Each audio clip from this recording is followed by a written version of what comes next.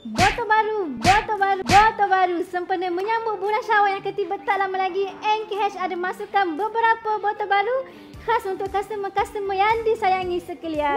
Anda request, kami cari dan kami tawarkan kepada anda. Jom saya tunjukkan. Sempena bulan Syawal yang ketiba tak lama lagi, NKH ada masukkan botol yang bersaiz 30ml, didatangi dengan spray jenis clue, dan botol ni didatangi dengan pattern jenis baju dan mempunyai kek yang mewah berwarna gold.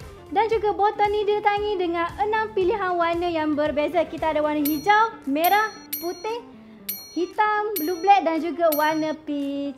Apa yang istimewa dekat NKH? Dengan minimum pembelian 10 botol anda sudah dapat dengan harga borong. Untuk 10 botol ni 35ml anda sudah dapat dengan harga RM18 sahaja untuk satu botol. Dan juga untuk pilihan wangian anda jangan risau, kita sentiasa menawarkan pelbagai pilihan wangian untuk anda. Dekat NKH kita menyediakan 750 pilihan wangian yang anda boleh pilih mengikut keselesaan dan kesesuaian anda. Sekarang kami ada buat promosi free stiker jenama sendiri dengan minimum order hanyalah 150 botol. Kami tawarkan free stiker brand anda sendiri. Dan desain kami akan desain secara percuma sahaja khas untuk anda. Dan kami juga menawarkan stiker yang berkualiti, kalis air dan juga kalis alkohol. Apa yang menyebabkan NKH menjadi kegilaan ramai? Yang pertama ialah kepekatan perfum kami ialah 90% pasti.